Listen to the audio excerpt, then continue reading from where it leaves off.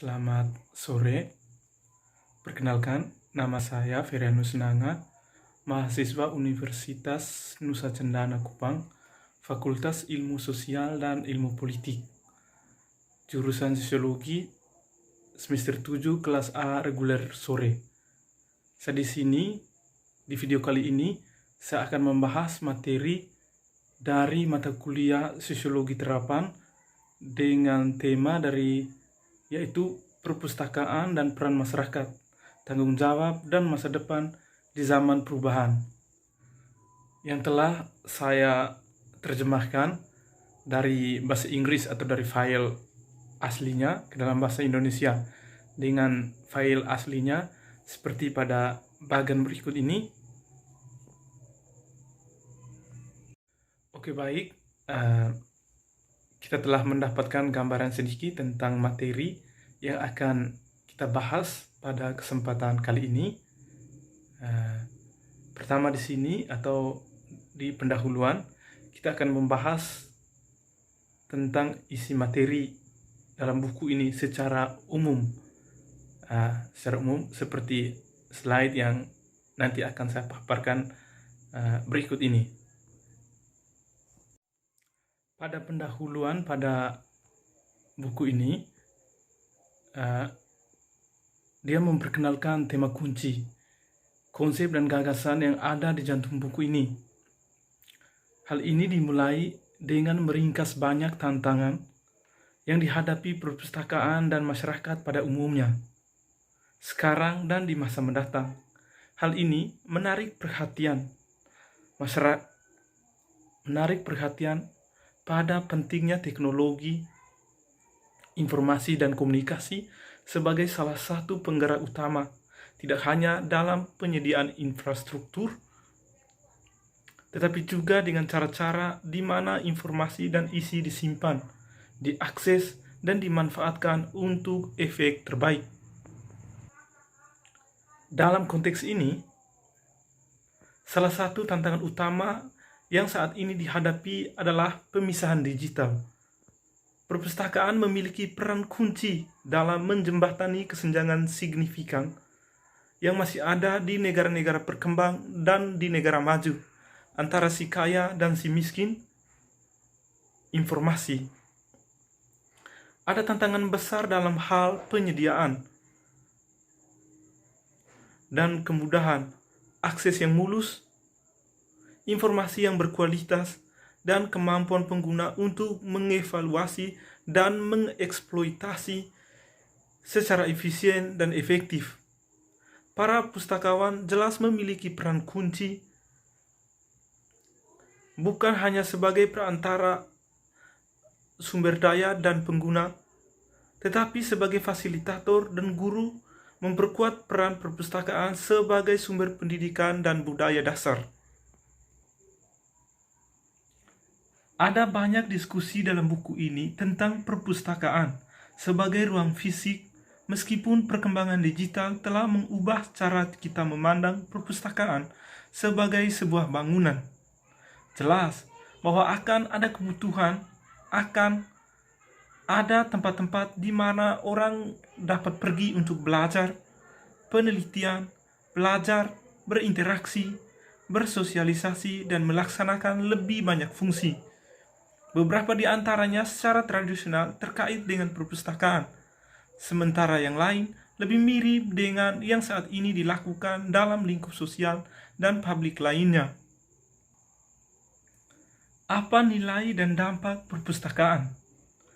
Tanpa jawaban yang kuat untuk pertanyaan ini, akan sulit untuk membenarkan investasi dan berkelanjutan.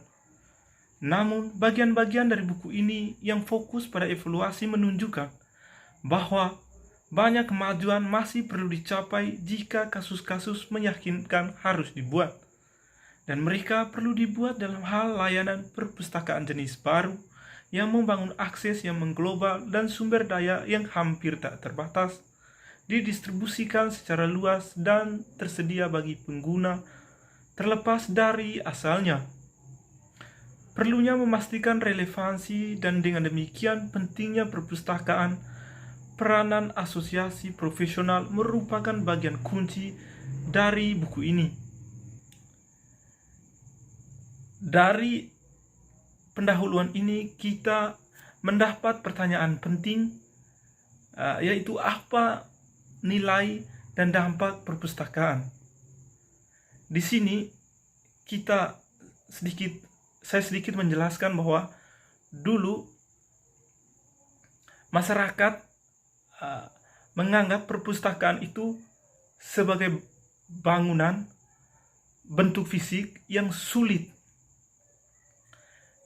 untuk mereka jangkau dengan keterbatasan waktu, biaya, materi, dan lain sebagainya. Tetapi sekarang ada inovasi yang lebih maju yang dapat menjangkau banyak individu terlepas dari asal mereka, sehingga lebih mudah untuk mendapatkan informasi akses dari perpustakaan ini, sehingga dapat menumbuh wawasan dalam menjalani hidup ini, sehingga lebih termotivasi. Jawaban atas pertanyaan tadi ialah kehadiran perpustakaan itu sangat membantu masyarakat. Dalam hal ini, masyarakat yang sebelum-sebelumnya tidak mendapatkan akses ke perpustakaan yang dalam bentuk fisik, dalam bentuk bangunan yang susah dijangkau karena mahalnya biaya dan susahnya waktu. Dengan kehadiran perpustakaan jenis baru atau perpustakaan digital ini sangat memudahkan masyarakat, sehingga masyarakat dapat mendapatkan informasi, sehingga menambah wawasan mereka untuk dapat bersaing dengan masyarakat di luar sana untuk memperbaiki kehidupan mereka, baik dari segi sosial maupun segi ekonomi, sehingga kehidupan mereka lebih layak. Yang berikutnya atau yang kedua, pendidikan dan melek huruf. Bisa dilihat di slide di samping saya. Perpustakaan telah lama memiliki peranan penting dalam mendukung pendidikan di segala tingkat. Dengan meningkatnya peralihan dan dosen ke siswa dan menuju silabus dan independensi, sebagaimana Davis Harris menyimpulkan dalam bab 13, bentuk baru lingkungan pembelajaran, dan karenanya sumber daya memiliki makna khusus dalam konteks pembelajaran jarak, baik negara maju maupun di negara berkembang.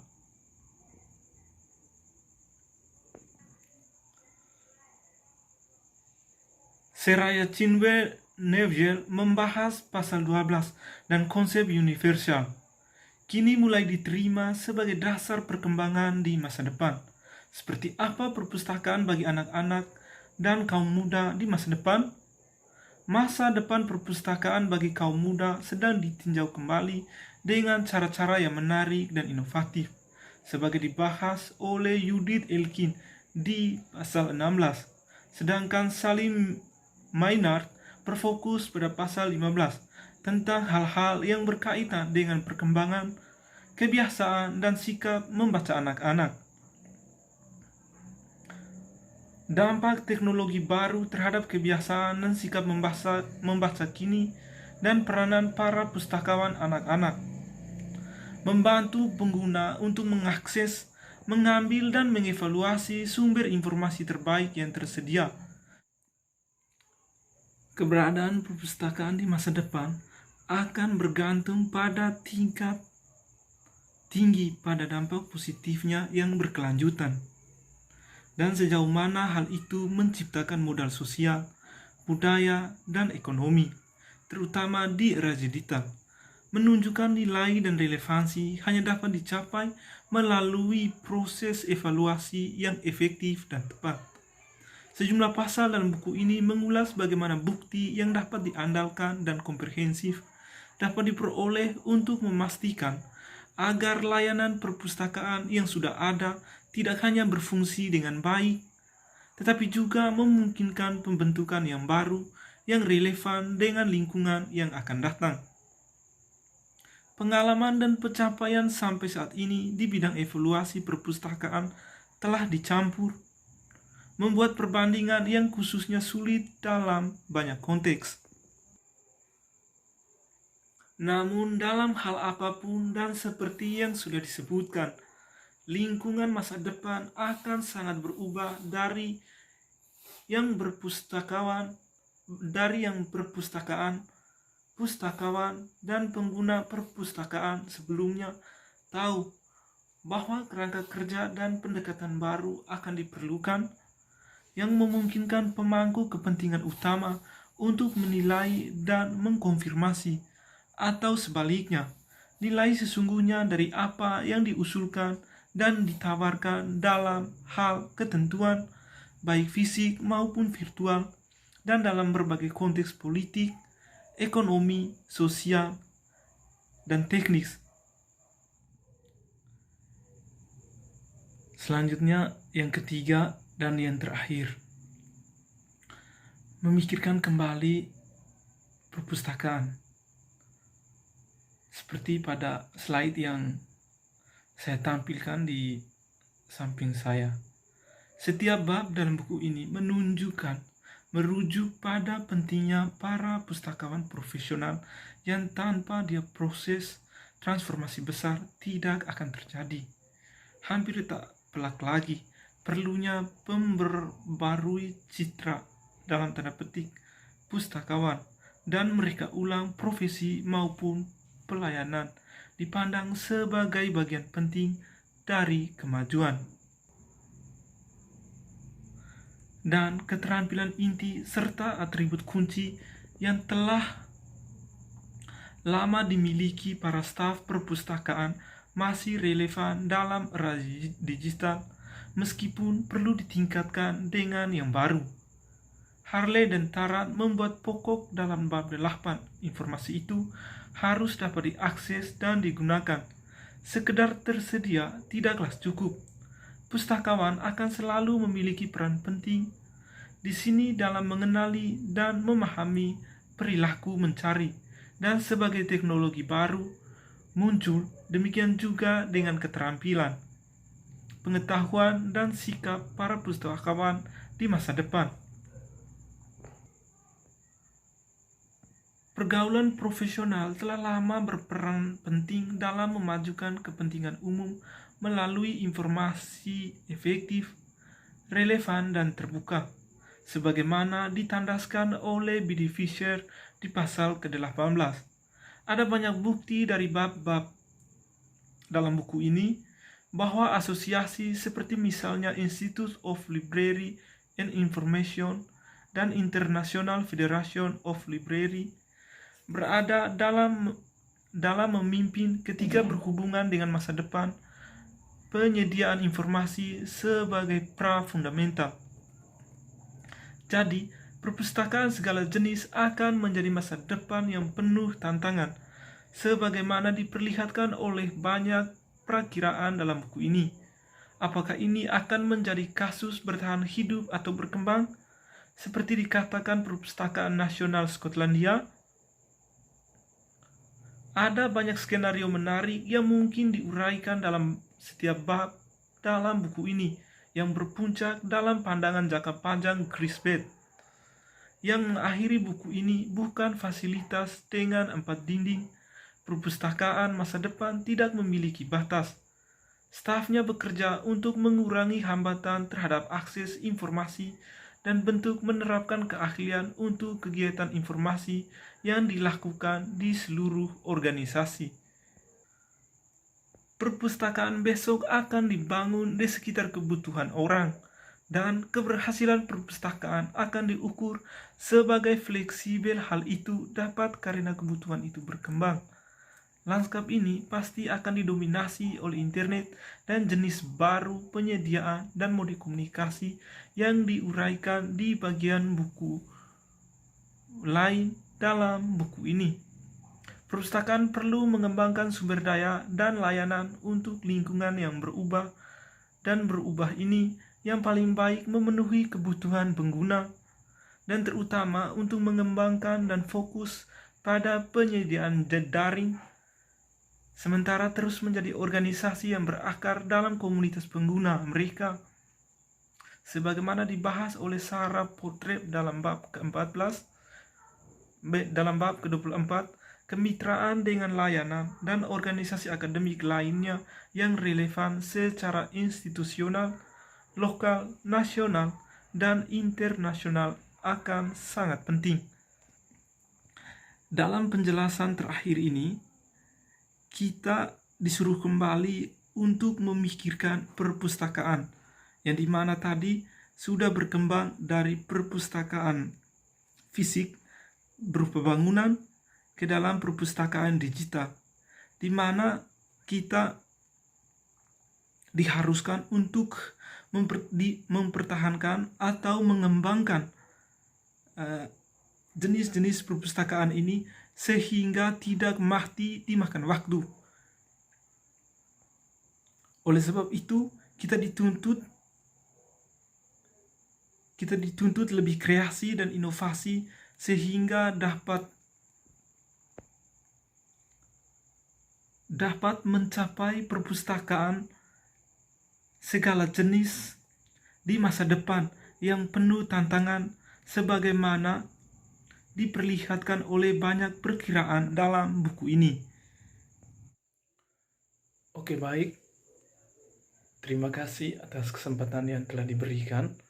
Sekian pembahasan dari saya. Semoga bermanfaat. Mungkin banyak kekurangan dari pembahasan kali ini karena banyaknya materi dan keterbatasan saya sebagai pelajar. Saya sarankan untuk kita semua membaca kembali dengan utuh materi dalam buku ini secara langsung. Menurut saya, buku ini sangat menarik. Kenapa menarik? Karena buku ini menjelaskan tentang konsep-konsep kehidupan masa depan, di mana teknologi digital sangat berperan penting di dalam kehidupan kita. Sekian dan terima kasih. Tuhan memberkati.